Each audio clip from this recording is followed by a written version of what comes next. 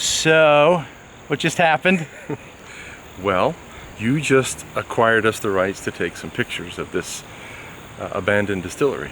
And I was a little dishonest. It was a heck of an accent.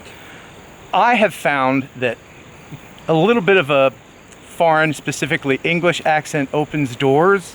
If the guys that are watching that let us come in here are seeing this, please forgive me. I'm not from England. But you told them you were from Birmingham. That's right. I did say Birmingham or Birmingham. So I'm not lying, but thank you guys for letting us view and take pictures of your beautiful facility. Very gracious host. Forgive me, please. Although we did buy a lot of bourbon from them. We made a purchase. We did. So we have access. The lighting is perfect. And look at this. Look at this. That looks like Drone Boulevard right there, doesn't it?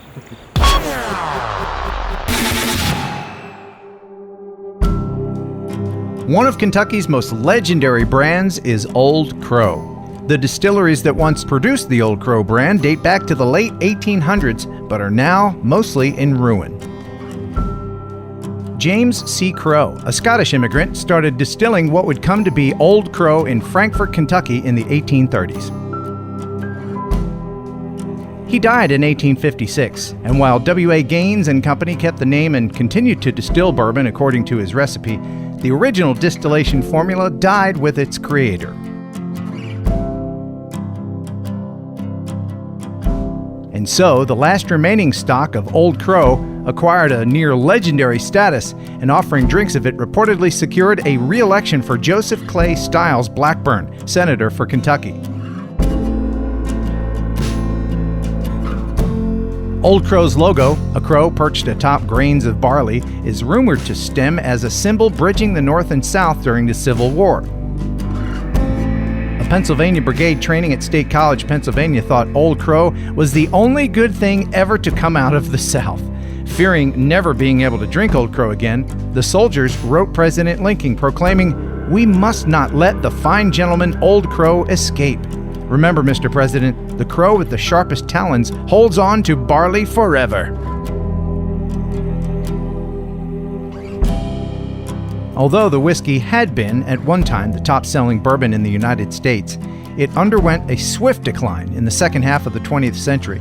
A production error in the amount of setback, the portion of spent mash added to a new batch in the sour mash process, negatively affected the taste of the whiskey, and the distiller's inability or unwillingness to correct it led to many drinkers moving on to other brands.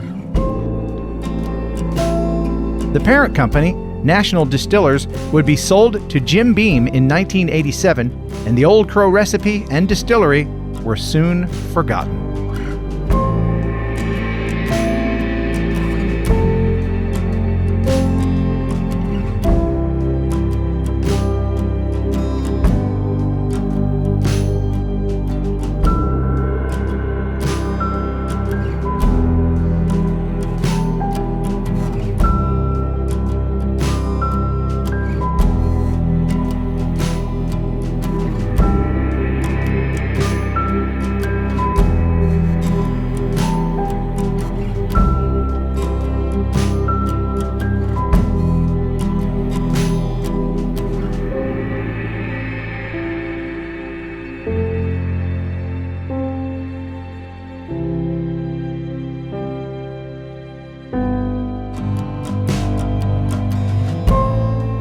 The new owner of Old Crow Distillery, now Glens Creek Distillery, is Dave Meyer.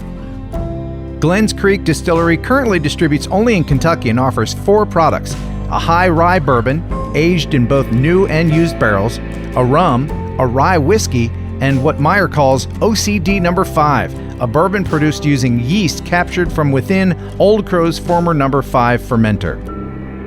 When we pulled up and asked if we could film the abandoned part of the property, the one condition was that we buy a bottle. And so, after a lovely one-on-one conversation and bourbon tasting, we did.